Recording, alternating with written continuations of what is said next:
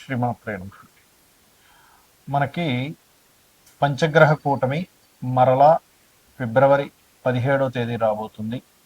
17వ తేదీ నుంచి almost month ending వరకు ఉంటుంది. అంటే ముందుగా చంద్రుడు కలుస్తాడు పంచగ్రహ కూటమి. చంద్రుడు వెళ్ళిపోయిన తర్వాత 22వ తేదీ నుంచి కుజుడు వచ్చి జాయిన్ అవుతాడు.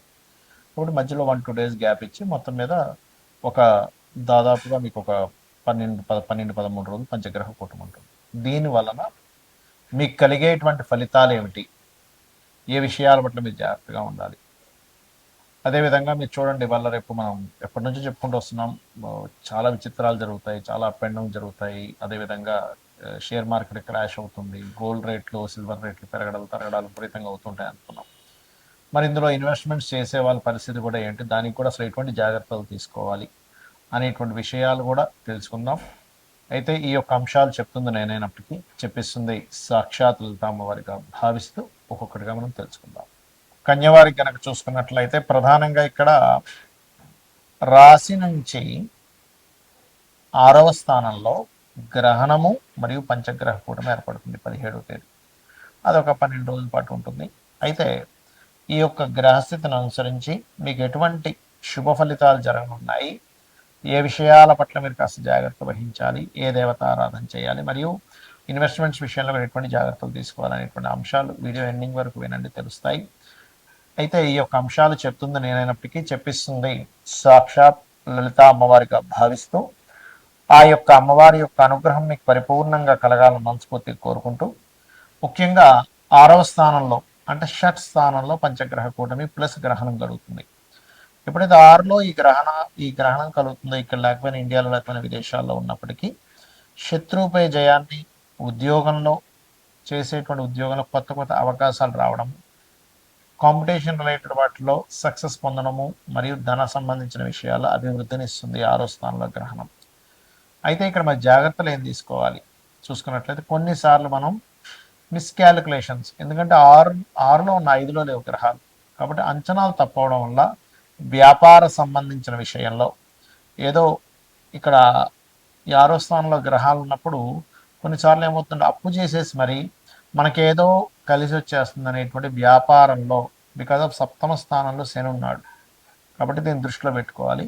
వ్యాపారంలో కొన్ని తప్పుడు అంచనా వల్ల లాభం కాస్త నష్టం వైపు వెళ్ళే ఛాన్స్ ఉంటుంది. కాబట్టి వ్యాపార సంబంధించినటువంటి విషయాల్లో బికాజ్ ఆఫ్ మీ యొక్క కన్యా లగ్నానికి లేదా కన్యా రాశికి ఈ పంచగ్రహ కూటమి మీ యొక్క పూర్వజన్మ కర్మని యాక్టివ్ చేస్తుంది. కాబట్టి ఈ యొక్క విషయంలో చాలా చాలా చాలా జాగ్రత్తగా ఉంటుంది. కాకపోతే ఫైనాన్షియల్ గ్రోత్ ఉంది, అందులో ఎటువంటి డౌట్ లేదు. కాకపోతే వ్యాపారస్తులు, అందులో ముఖ్యంగా food, liquid related, textile related సంబంధించినవి, ట్రాన్స్పోర్ట్ రిలేటెడ్ సంబంధించినటువంటి వ్యాపారాల్లో ఉండేటువంటి వారు కాస్త జాగ్రత్తగా ఉండాలి. కొన్ని ధైర్యంగా కొన్ని నిర్ణయాలు తీసుకుంటారు 6వ స్థానంలో ఉన్నందుకు. స్పోర్ట్స్ రంగాల్లో ఉండేటువంటి వారికి కూడా చక్కగా కలిసి వస్తుంది, అందులో ఎటువంటి సందేహం లేదు. ఇక మీరు నిత్యము చేయవలసిన దేవతారాధన కూడా వెంకటేశ్వర స్వామి యొక్క ఆరాధన చేయండి.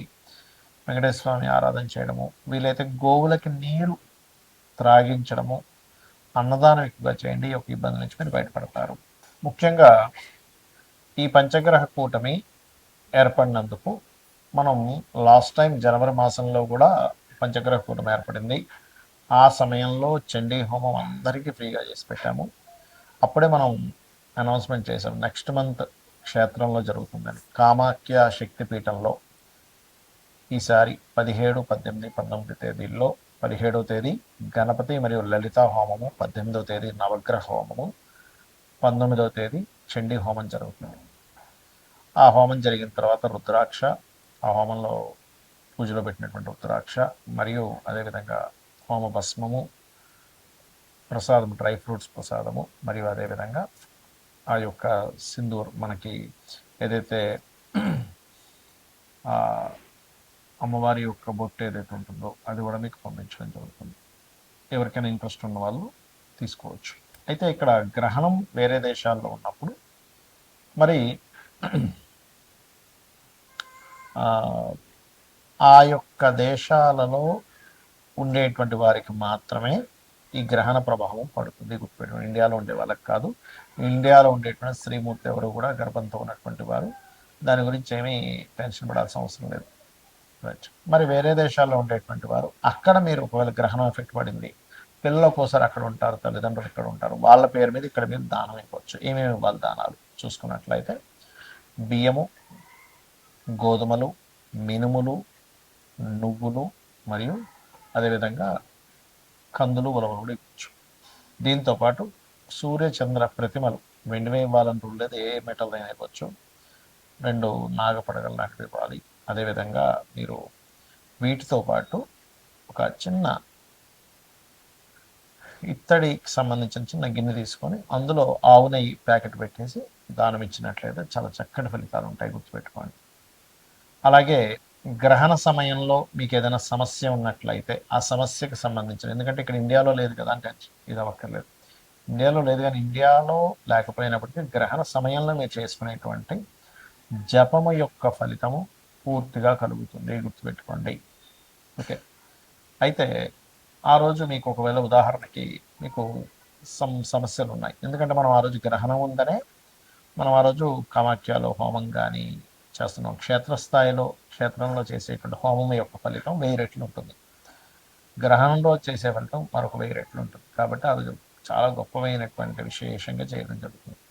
సరే, మీ మటుకు మీరు ఏదైనా మంత్రం చేసుకోవాలి, మీ ఇష్టదైవ మంత్రం చేసుకోవచ్చు, మీ గురువుల దగ్గర పొందిన మంత్రాన్ని మీరు చేసుకోవచ్చు చక్కగా, అందులో ఎటువంటి సందేహం లేదు. అలాగే ఇక్కడ మీరు ఏదైతే లలిత అమ్మవారికి సంబంధించిన అనుకుంటారు, లలిత సహస్రనామాలు, విష్ణు సహస్రనామాలు, శివ సహస్రనామాలు కూడా చేసుకోవచ్చు. దీంతోపాటు ఫైనాన్షియల్ ఇబ్బంది పడుతున్నటువంటి వారు ఓం సంపత్కరి సమారూఢ సింధుర వ్రత సేవితాయ నమః అని చేసుకోవచ్చు. అప్పులకు ఇబ్బంది పడుతున్నటువంటి వారు ఓం అపర్ణాయ నమః అని చేసుకోవచ్చు. ఇక ఫ్లక్చువేషన్స్ అవుతున్నాయని మనం చెప్పుకున్నాం ఈ పంచగ్రహ కూటముల వల్ల, గురువు అత్యాచారం వల్ల, గురువు మిథున రాశిలో ఉండడం వల్ల షేర్ మార్కెట్ కానీ బంగారు సిల్వర్ రేట్స్ కానీ మనం చెప్పుకున్నాం, ఆల్రెడీ విపరీతంగా పెరుగుతాయని చెప్పుకున్నాము, కొంత ఇబ్బంది వస్తుందని చెప్పుకున్నాం. మరి మీరు ఇబ్బంది పడకుండా ఉండాలంటే ఏం చేయాలి? ఏ రాశి వారైనా ఏ లగ్నం వాళ్ళైనా ముందుగా ధనాధిపతి, మీ లగ్నం నుంచి ధనాధిపతి ఎవరో తెలుసుకోండి, మీకు ధనాన్ని ఇచ్చే కారకుడు ఎవరో తెలుసుకోండి, ఆ అధిష్టాన దేవత ఆరాధన చేసుకోండి. ప్రతి లగ్నానికి ధనాధిపతి ఉంటాడు. అలాగే పంచమాధిపతి నిర్ణయం తీసుకునేటువంటి కారకుడు.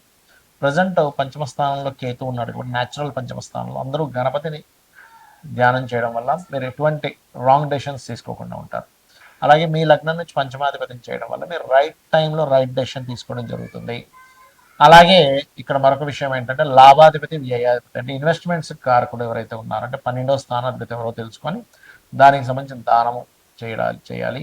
లాభాధిపతిని చేయడం వల్ల ఏమవుతుందంటే సక్సెస్ రేట్ అనేది పెరుగుతుంది. ఇప్పుడు చూడండి, చాలామంది ఫలానా తక్కువ ఉన్నప్పుడు కొన్నామండి, పెరిగినప్పుడు భలే లాభాలు వచ్చాను అమ్మబడ్డ వాళ్ళు ఉన్నారు సొసైటీలో. ఇప్పుడు అయ్యో అనవసరంగా ఎక్కువ ఉన్నప్పుడు కొని ఇప్పుడు తగ్గాయని చెప్పి బాధపడ్డ వాళ్ళు ఉన్నారు. 2 రకాలుగా ఉంది ఇప్పుడు ప్రస్తుత పరిస్థితి.